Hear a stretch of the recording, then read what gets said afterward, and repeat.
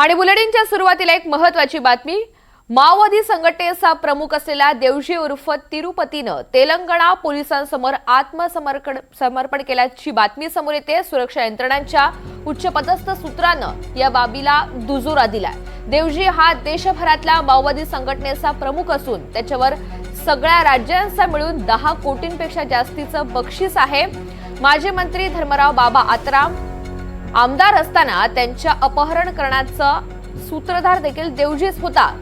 दंड करण्यामध्ये शेकडो जवानांच्या हत्येचा कट रचला गेलेला होता, त्यामध्ये सुद्धा देवजीनं महत्त्वाची भूमिका बजावली आहे। देवजी सध्या माओवाद्यांच्या केंद्रीय समितीच्या सदस्य आणि माओवाद्यांच्या संघटनेचा सरचिटणीस असून 16 माओवाद्यांसह त्यानं तेलंगणा पोलिसांसमोर 2 दिवसांपूर्वी आत्मसमर्पण केलं।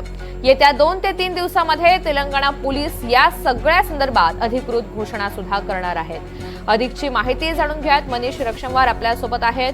मनीष, देवजीनं पोलिसांसमोर आत्मसमर्पण केलेलं आहे आणि या सगळ्या संदर्भात आता पोलीस सूत्रांची काय माहिती?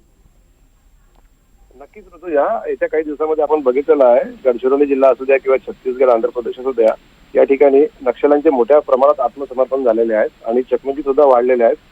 त्याच अनुषंगाने आता हिडमानंतर सर्वोच्च नेता म्हणून देवजी याचं नाव समोर येत होतं आणि मध्यंतरी काही प्रसार माध्यमांनी एक बातम्या पण दाखवल्या होत्या की देवजीने आत्मसमर्पण केलेलं आहे, परंतु देवजीनं आत्मसमर्पण केलेलं नव्हतं।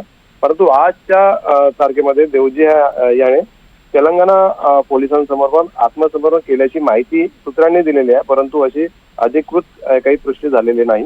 आणि सध्या देवजी हा नक्षलवाद्याचा सिस्टीम नेता म्हणून काम बघत होता आणि महत्त्वाचा विषय म्हणजे आता देवजी हा मोठा नेता असल्यामुळे यांच्याकडे सर्व पोलीस प्रशासनाचं असू द्या किंवा केंद्राचं असू द्या, यांचं सर्वांचं लक्ष लागलेलं होतं की देवजी केव्हा आत्मसमर्पण करणार।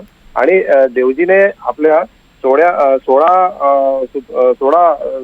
सहकाऱ्यांसोबत आत्मसमर्पण केल्याची सूत्रांची माहिती मिळालेली आहे आणि याची पुष्टी ही 2 वाजताच्या नंतर होणार। ऋतुजा, अगदी धन्यवाद सविस्तर माहितीसाठी।